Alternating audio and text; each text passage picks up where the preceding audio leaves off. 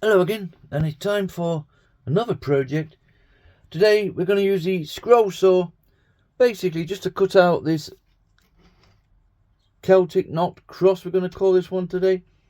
And the idea is to cut out all the white sections, just leaving the shape of the cross, and then we're coming with a dremel with a engraving carving bits and sanding drums, and basically just lower each side, just give it more shape, and it looks like it's knotted in, as we say.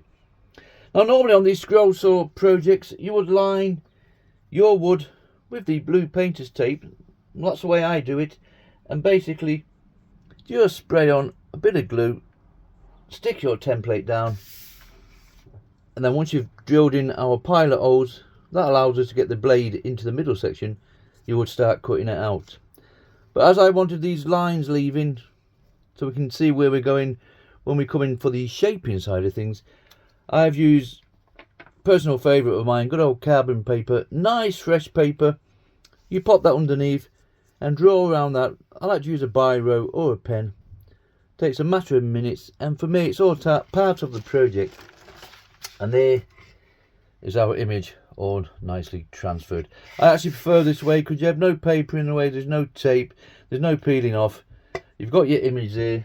Plus also you could use that one over and over again should you want to. So there's our image transferred onto this recycled pine.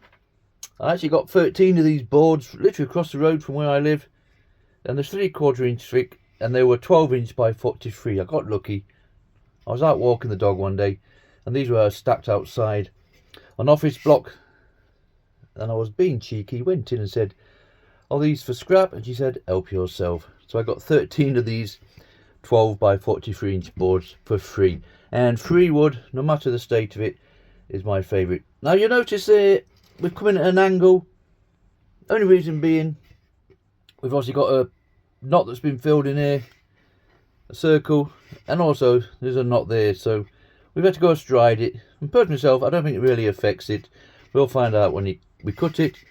And obviously I've cut it off the bigger piece, and it looks like nice wood in there underneath. So there's our template all ready to cut out. All we need to do now is drill all our pilot holes just so we can feed our blade through. We'll do that now, and then when we come back we'll see to what blade we're going to use.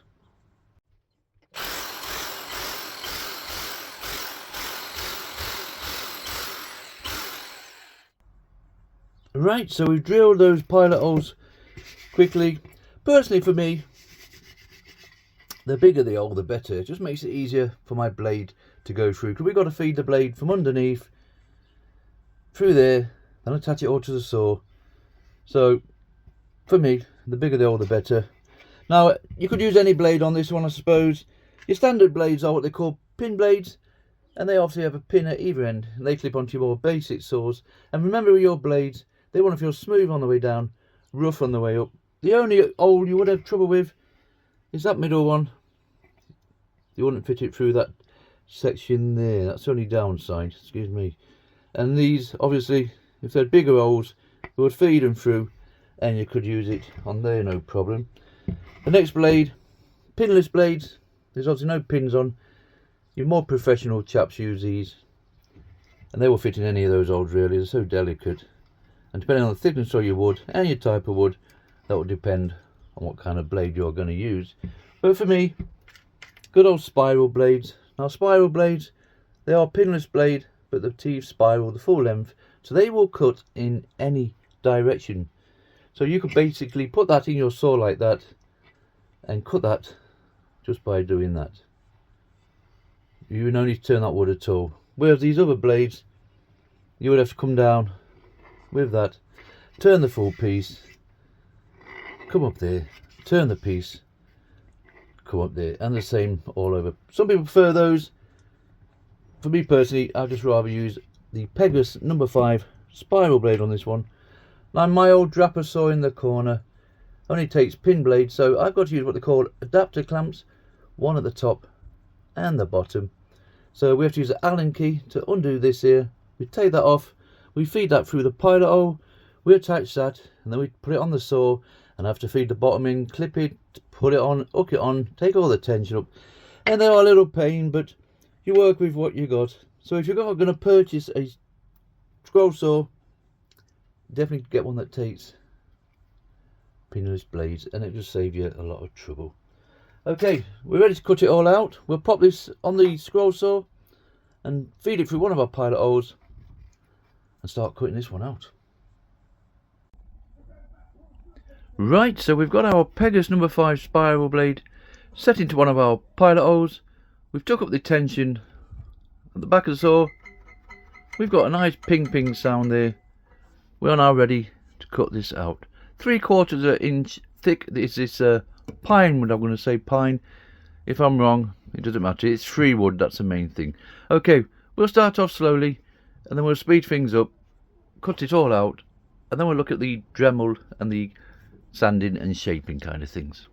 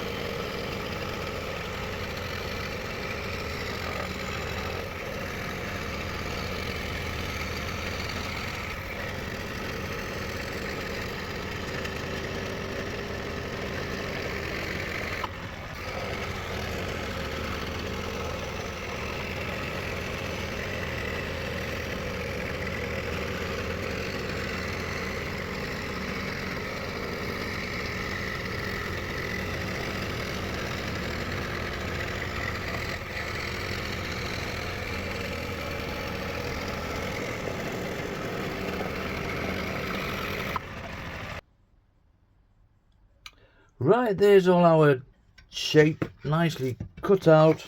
That didn't take a lot of doing.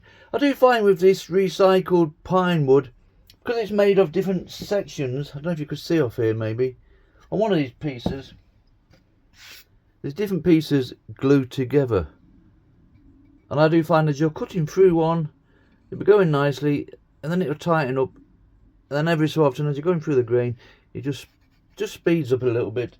So you've got to keep an eye on things, but we've roughly, more or less, made it round there, as you can see.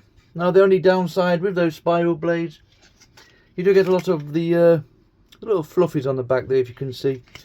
It's a matter of seconds, and they soon sand off, no problem. So we will go all the way around. We'll have that as the back section, And then we'll get the Dremel out with some engraving bits, some carving bits should I say, and a couple of sanding drums. And basically just start shaping these down a little bit. We're not going to go over the top with this, but just give the idea that it's interweaving, if that makes sense. So let's get some Dremel bits first.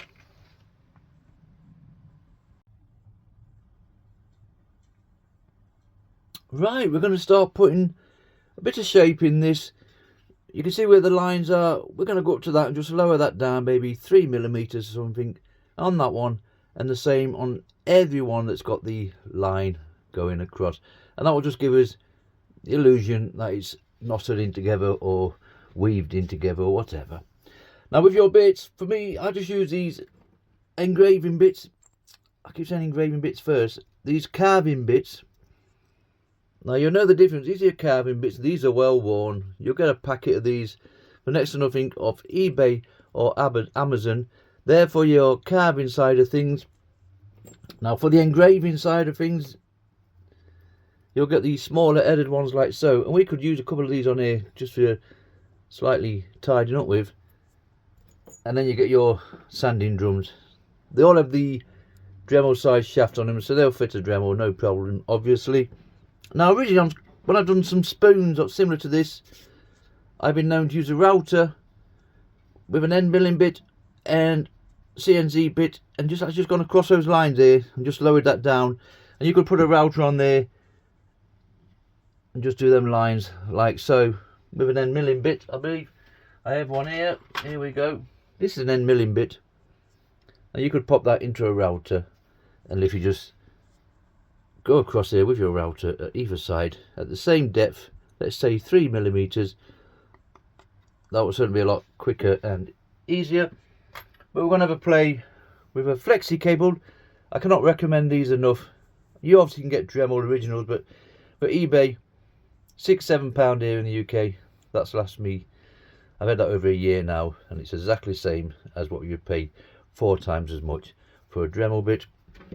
And we've got one of our carving bits on, so we're just literally going to come in nice and steady and nibble at that to maybe half the depth of that, if not more, and then we'll fan it out to bring it up, and then the same there. So overly, you'll see when it all hopefully comes together, and then some nice sanding drums just to sort it out.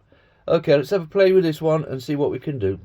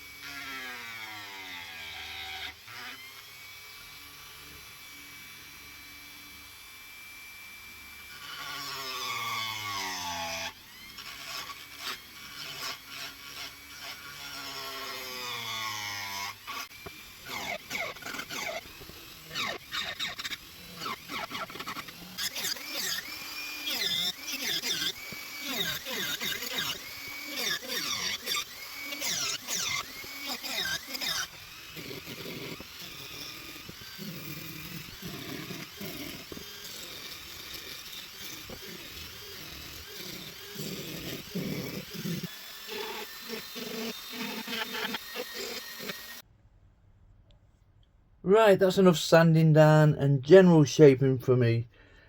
And you can see from that, we definitely get a bit of a interlocking, knotting, weaving kind of effect. Nice and flat up the back. We're not going to see that.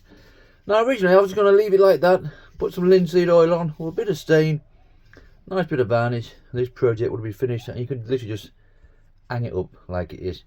But I'm going to put a backer on this one, and I'm going to use the same wood, recycled there. Look, it's a bit over the top, but we're going to cut it anyway, and if it don't work out, we've not lost anything. So the idea is to use the washer method. We've got one little knot there, so I'm going to try and cover that with the actual cross itself. somewhere like that. And I think that should be enough to get in with our washer and pencil. So I've got a large washer. The distance from there to there will be the thickness, should I say, the distance of the backer itself. And it's just a simple case of popping your washer on there, getting a pencil, and we're going to draw all around this, just making sure we don't move it. Normally I would tape it down, but I think for this one, once we've covered that knot up, I think we can just hold this in place, and we'll go around with the washer like so. Just take your time, and hopefully we'll get the full backer drawn out in a oneer. If you didn't want the backer so wide, you can obviously just pick a smaller washer. The last thing you want is for this to move.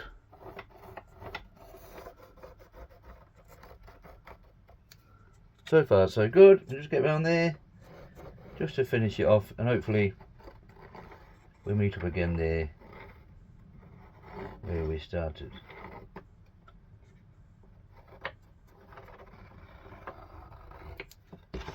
Right, that's near enough for what we want. So there's our shape of the backer itself. So I'm just going to cut this out quickly on the scroll saw, and then we'll see what it looks like against the top section.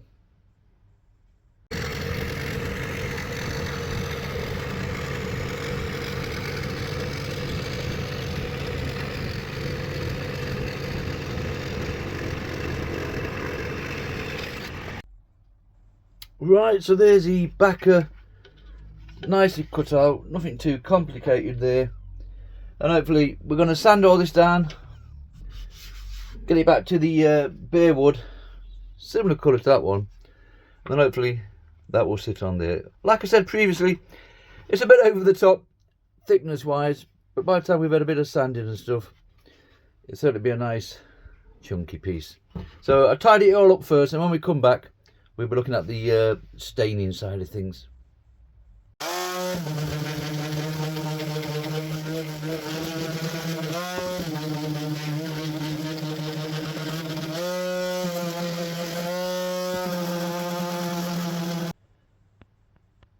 Right, there's our two pieces all ready now for staining and varnishing. There's our back section there. First of all, I'm going to stain this one a dark teak, and hopefully we'll put a linseed oil on this one, and the light and the dark might just help it stand out. If it doesn't look right, we'll do away with that one, and we'll just have that as our finished project. So for now, dark teak wood stain for that one there, and the boiled linseed one for that one there. And it is just a simple case of throwing it on. It dries in a matter of minutes. It's a nice sunny day, so we can go outside. So that will be our back section, nice and dark. It will soak in. Don't forget to do all those side sections as well. We want all those side pieces doing down there.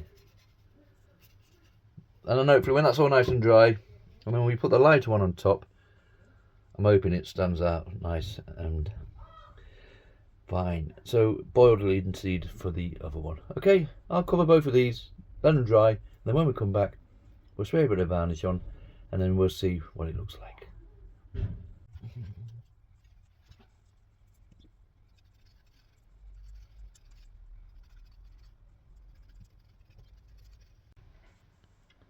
So we've covered both pieces with our dark teak on that one and the boiled linseed oil on this one. I do like the grain effect on that one there, even though we've put the dark teak on. I'm quite happy with that one. It will be slightly lighter in the morning when it's dried out, and the same with our boiled linseed oil. That's just covered nicely. Obviously it doesn't matter too much about the back. We are going to glue that hopefully eventually to that one over there, once we see what it's like when they're all nicely dry. Okay, we'll leave them for now, and we'll come back tomorrow, and then see how they've dried, and regarding sticking them down and spraying some nice varnish on.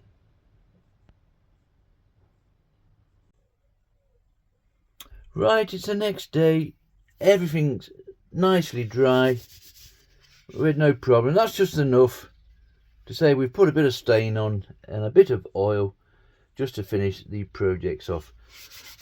I was tempted to put another coat of the dark teak stain on this, but I'm quite liking the grain coming through there.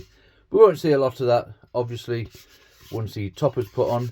And off camera I literally just routed out a nice slit in the back, and that goes in plenty for hanging purposes. We've got plenty there, look, more or less the full thickness of that, and that will be enough so we can hang this on the wall, and that will be flush against the wall. Also you could put a hook on there if you preferred, but something like this, I like it flat against the wall when hanging. So that's the hanger already sorted out. So now all we've got to do now is, you know it's coming, bit of varnish on this, bit of gloss, Paint Factory gloss varnish today, basically all they had in the shop. So it's cheap enough for indoor projects. If you're going to make these for outdoor, I would go on the lines of your spar urethanes, polyurethane sprays. Now for me personally, I don't know why, but I always seem to spray my projects, majority of them, before I glue them together. Obviously you could glue that down on there and spray it afterwards, but I just like to get into these side sections and cover most of the backer. And I've had no issues with the glue not sticking and all the rest of it. So we will go outside in a minute, but for now we'll spray this on, and hopefully that will darken that down like so. That grain's really coming out nicely, and obviously we will do exactly the same with this. Even though we've put boiled linseed on, I do like a nice shine. We'll go outside where it's not so dusty, do all the side walls, and the same on that piece as well. We'll come back when it's all nicely varnished over. Okay, there's our two sections nicely sprayed up with varnish. We've got a nice shine going on there. It's never as good on the sides there. There is certain sealants that maybe we should seal the sides first before we apply the varnish, but for me, I'm okay with that. That grain's come up really nice. It's a shame we're going to cover most of that with the top section, and that's done exactly the same, and the same with this pine as well. The sides are never as good as, but I'm sure if we research into that we could have that better. But for my little project, these are just fun little projects really. That's more than plenty for me. So now we're simply going to attach the top section to the bottom one. I suppose you could use wood glue. For me, I'm going to come in with a super glue, a 151 there. I've used this on most of my projects and it's done the job. And I also have this UHU wood glue, and I'll just dab this all the way around and then put this super glue in between. It might seem over the top, but it works for me. And then we'll press it down. Once that's nicely set, this little project will be finished. So before that, we're just going to glue it all together.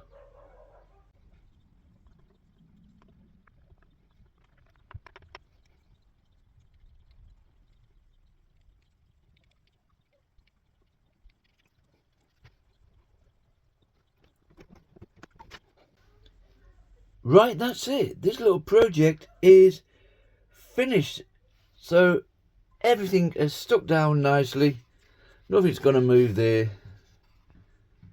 We've still got a nice shine on there, as you can see from that. And that's it. This little project is finished.